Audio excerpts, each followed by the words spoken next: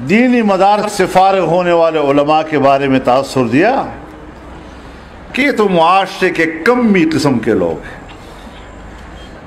خاندان کا ناکارہ آدمی مدرسے میں جا کر پڑھتا ہے. ملا کی کوئی حیثیت نہیں. ملا تو بھیک مانگ کر اور گھروں سے روٹیوں کے ٹکڑے اکٹھے کر کے پڑھتا ہے.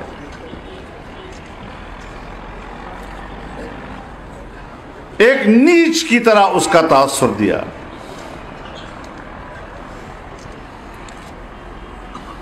اور ضمنی طور پر عرض کرنا چاہتا ہوں، ضمنی طور پر، کہ علماء کی سیاست،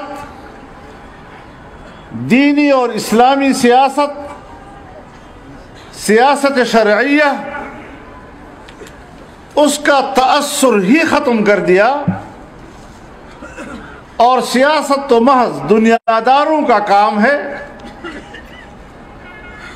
دنیا والے چاہے وہ جھوٹ بولے، لٹیرے ہوں، ملک کی دولت کو لوٹیں، بس یہی سیاست ہے اور انہی کو حکومت کرنے کا حق حاصل ہے.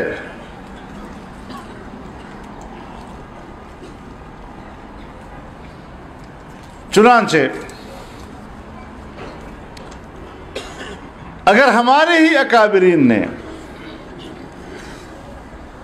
عام آدمی تک شریعت اور دین پہنچانا اور دین کی طرف بلانا اور دین کی طرف رغبت دلانا، کہ جن کی پوری تحریک فضائل تک محدود تھی اور لوگوں کو فضائل کی طرف بلایا تبلیغ کے نام پر، تو ہماری اسٹیبلشمنٹ نے بھی بڑا زبردست کام دکھایا کہ دین تو یہی ہے.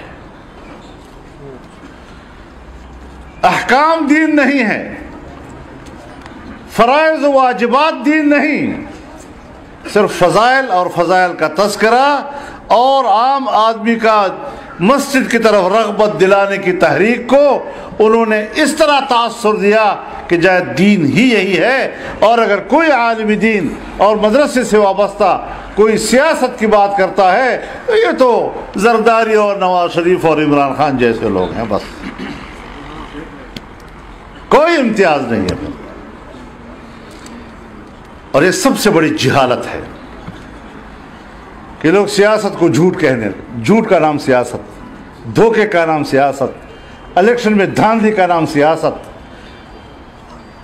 کسی بڑی قوت کا ایجنٹ بن کر حکومت کرنا یہ سیاست، اور اپنے ملک کی خیرخواہی، اپنے وطن کی خیرخواہی اور شریعت اسلامیہ کا منبع بنانا اس کو، اور اس کی رہنمائی میں قومی زندگی استوار کرنا اور اس کی رہنمائی میں اللہ کی حاکمیت نافذ کرنا، یہ اس کی کوئی اہمیت اور قیمت نہیں ہے.